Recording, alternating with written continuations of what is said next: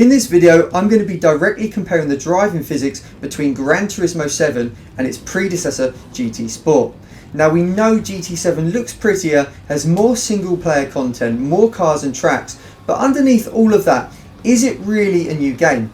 As an A+ rated driver and previously a star player on GT Sport, I think I have enough experience to really look into this and establish just if GT7 really is a new game, or if it's essentially a re-release of GT Sport with more content and improved visuals.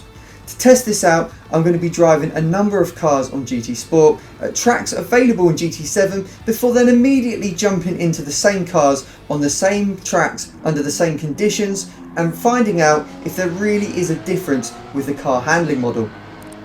So the first combination I decided to have a look at was Laguna Seca in the Group 4 Porsche Cayman GT4 Clubsport, because it's a combination that I've raced at a number of times and it's a car that I'm quite familiar with.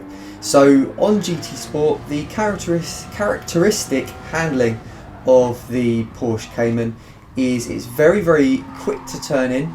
You get a lot of rotation in the car and you can get the power really early. There's no real oversteer. On the exit of a corner, you can just get it turned in and then on the power nice and early. So how will this compare on GT7? Well, the car initially, the first thing I noticed was the sound was quite different, which I thought was very interesting. And the car had more understeer on turning, and then on the exit of the corner it would start to snap a little bit. So you had to be more careful on the throttle than you did on GT Sport.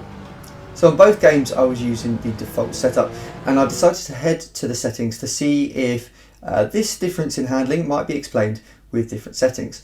And the default settings on Gran Turismo 7 were indeed different to GT Sport. I went in there to try and change them so they would be exactly the same to give a real test. But the setting sheet is different, so the maximum values and the minimum values are different between each game, and this would indicate that there is perhaps a fundamental difference in the physics model. So for the rest of this test, I'm just going to leave everything on default and compare like for like with the default setups.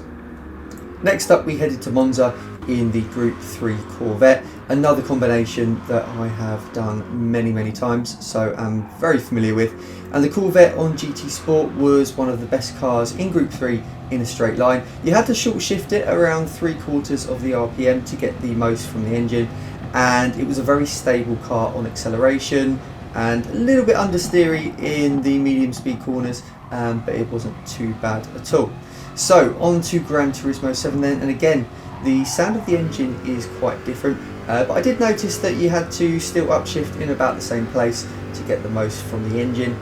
The car felt a bit better under braking actually, so it felt more powerful under braking, felt like there was more grip in the braking zone.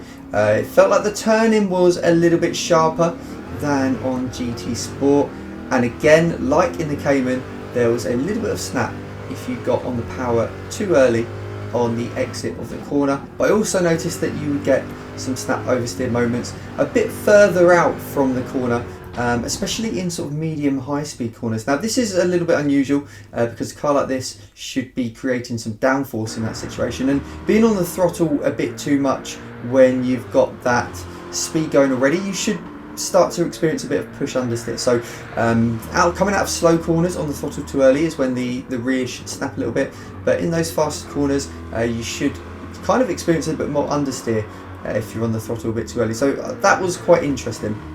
Next up, we headed to Suzuka in the Group 3 Supra. Now again, this is another combination I'm very familiar with. It's the car and track combination that I won the Sim to Race Championship last year in the finale and secured a little bit of funding towards my real life racing. But once again, we experienced a very similar thing that we did in the Cayman. On GT Sport, the Supra has a very good turn in. It is a little bit more snappy on the exit than the Cayman, but it's nothing that can't be handled. But on Gran Turismo 7, we had a little bit more understeer on turning, as we did with the Cayman, and it was snappier again on the exit of the corners. One thing that I did notice that was very interesting though is the upshifting was very different on Gran Turismo 7 compared to GT Sport. There was a much bigger delay between the power delivery once you change gears. So If you look here, as we change gears, it's a lot slower to start accelerating again in the higher gear. Now the final race car I decided to test was the Audi TT Group 4 car, and this is because it's a front wheel drive car, so I just wanted to get an idea of how this felt on the new game. And to be honest, this was probably the one that was most similar to Gran Turismo Sport. Again, every car I've tested so far, the engines sound different, so that's quite a nice little thing. You don't feel like you're playing the same game quite as much because the HUD is more or less identical. So it's a shame they didn't upgrade the HUD for Gran Turismo 7, just a little bit of change of design on the graphics. That would have been quite nice, but the engine sounds do seem different from car to car. But with the Audi TT then, on Gran Turismo Sport you get a lot of understeer on the exit of the corner if you got on the throttle too early, and you had to have the brake balance quite near the rear so you get a good turn in. On Gran Turismo 7 it seems, well, it's quite similar. You seem to get a little bit less understeer when you're on power on the exit of the corner, however you seem to get a little bit more understeer on turn-in through medium and high speed corners. Now, so far it's clear there are some differences in the physics between GT Sport and GT7, but before making my final conclusions, I wanted to try out a couple of road cars using the sports tyres rather than the racing tyres. Now, on GT Sport, I've always thought that the sports tyres are a bit overly slidey, especially under braking and on turn into the corner. You can never quite feel where that limit of the grip is under braking, and I really never enjoyed particularly driving road cars with those sports tyres on in sport mode or in single player.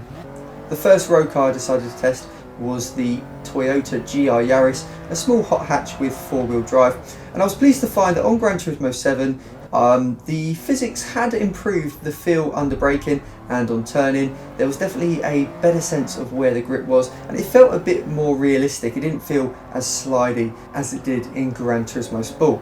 Now the next car I wanted to test was the BMW M4, and this time we're at the Nürburgring Grand Prix circuit. So once again, in Gran Turismo Sport, like with the GR Yaris, under braking and on turning it feels a little bit slidey once again. You don't really get a sense of your braking distance because you feel like there's no grip in the braking zone, and then if you turn in a little bit too early on GT Sport, the rear end starts to slide. On the exit of the corner though, it feels quite good. If you get on the throttle a little bit too early, you have a little bit of a slide, but you're able to control it and generally maintain control of the car.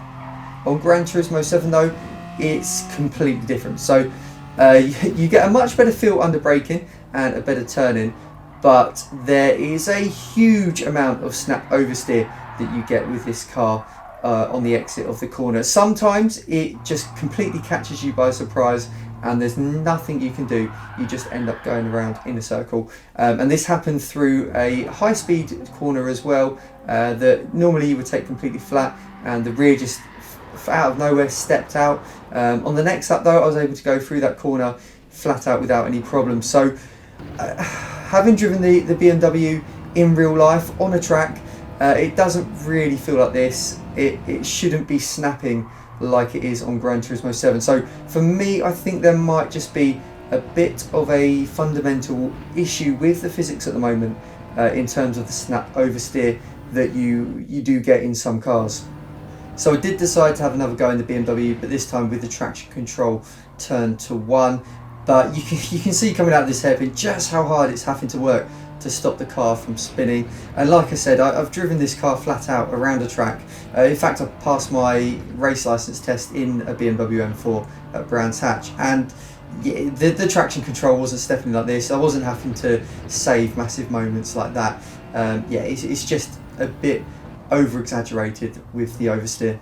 The final road car that I decided to test was the Porsche 911 GT3 RS, and to be honest, it had the same characteristics of the M4 when comparing GT Sport to GT7. So it was better under braking and on turning in GT7 than in GT Sport, but again it was a little bit snappy on the exit. It wasn't quite as snappy as the M4 had been, and I didn't actually end up spinning this car like the M4, but it had the same characteristics. It would snap too much in my opinion.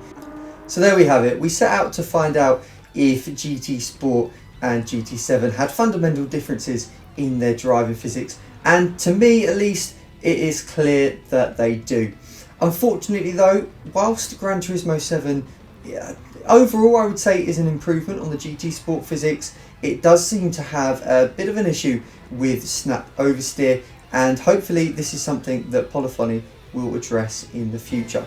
Now, thanks for watching this video guys. Please let me know in the comments what your thoughts are on Gran Turismo 7 and how you're finding the car handling and driving physics. And if you have enjoyed this video, then give it a like and feel free to subscribe to the channel if you haven't already.